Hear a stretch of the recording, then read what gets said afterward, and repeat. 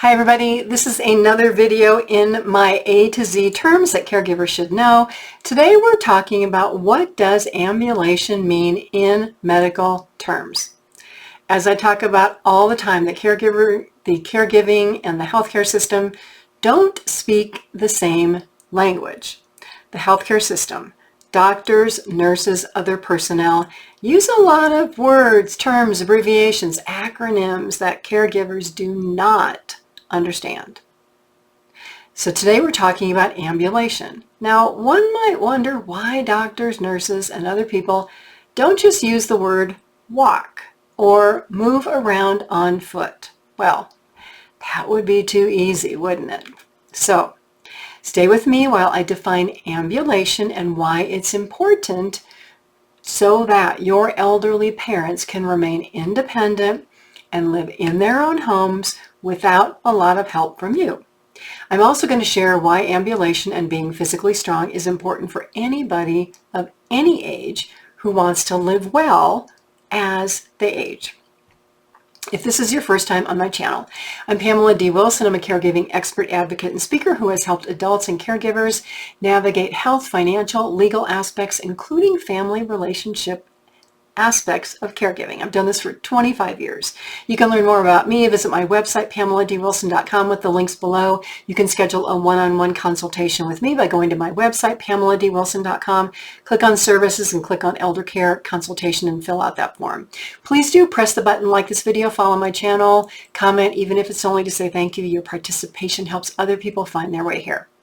So, ambulation in the A to Z of caregiving. Ambulation is the medical term for walking, putting one foot in front of the other.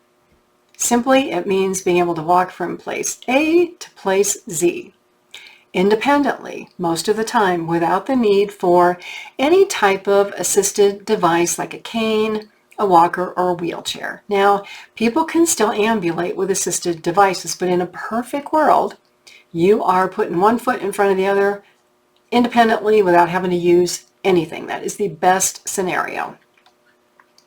Now, ambulation and walking is one of the activities of daily living. That's another A, and it's abbreviated ADL, Apple, David, Larry. And it's described in another one of my videos. Ambulation allows people of all ages to be weight-bearing, meaning that our body weight bears on our bones and our joints, and it keeps them strong. Now, if you weigh a little too much, your weight sometimes can make your bones ache a little bit, and it can be hard on your body, and it can result in difficulties with ambulation. Maybe your feet hurt, or your joints hurt, or your hips hurt. Now, if you walk, but you walk, and you favor one side or favor another side, that can mean that there might be a higher likelihood of a fall or an accident that results in a broken bone or hip for you or an elderly parent. Maybe you've previously injured yourself in a sports accident and you never did what it took to recover. That is something to think about. Now let's talk about an elderly parent. They fall, they break a hip, hurt their shoulder, have knee problems. Recovering from surgery related to, let's say, a hip fracture usually means that they have the patient, your parent, up and walking immediately after surgery so that muscles don't weaken and atrophy. Now, some individuals, because of their previous health condition and the location and the type of the hip fracture, may be non-weight bearing for a period of time, which means they don't want you up and walking and putting weight on that hip and on that leg. So let's talk about the benefits of ambulation. Helps maintain body function. You get up, you go, you walk, you do things, right? It slows bone loss and it can prevent osteoporosis. It also promotes circulation throughout your body, especially if you go out for a brisk walk or run and you get that heart just beating, blood circulating through your head and your body and all over the place. It's good for you. Now let's talk about parents who are hospitalized. If mom or dad is in the hospital for any reason over a couple of days, they spend a lot of time laying in bed. For older people, this means the longer that they lie about, the weaker they become because they're not getting up and moving around. Lying in bed can also increase the risk of blood clots. So becoming physically weaker delays a healthy recovery. This is why physical therapists visit people in the hospital. Physical therapy is abbreviated PT Paul Thomas. And what they do is they look at your parent, they have them move around, they have them stand up, and they're trying to determine if your parents have any physical weakness, or if they have poor balance, or if they are a fall risk. If they are, they can start the physical therapy in the hospital to support ambulation and physical strength. And the doctor can write an order to continue that physical therapy after your parent goes home, either by your parent going to a physical therapy location or PT coming to the home. Now, I will say if your parent is at all physically weak, has bad balance, is a fall risk, if they're not getting out and walking independently, encourage their participation in physical therapy. Rather than allowing them to say, oh no, I don't need that, I don't want to do that. A lot of elderly parents will do that, and they're not going to tell you that they said no. Remember, if your parent doesn't physically recover, or if you don't recover from any type of injury or a hospitalization, the likelihood of becoming physically weaker, suffering another physical injury, or your parents becoming more dependent on you as their caregiver raises exponentially. So, encourage mom or dad to participate in physical therapy or to become physically active. Ask what type of exercises the physical therapist prescribed for them. Encourage them to do them every day. And then when they get really good at those exercises, do more exercises. Let's talk about you now. So if you as your parent's caregiver, you have any ambulation issues related to prior sports injury or a fall, or maybe you're not physically active, now is the time to get moving, especially if your parents are going to depend on you for future care, especially if you don't want your children to have to take care of you when you're older because you're physically weak or injured. As a caregiver, you can't care for somebody else if you have your own physical health problems and weaknesses. Physical therapy also can be good if there is a surgery planned for the future. Knee replacement, hip replacement, shoulder surgery, any type of surgery.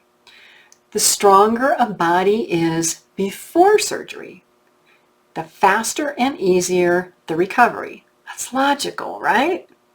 So, if you have any type of physical weakness, regardless of your age, do whatever it takes to become stronger. Ask your doctor about a physical therapy evaluation.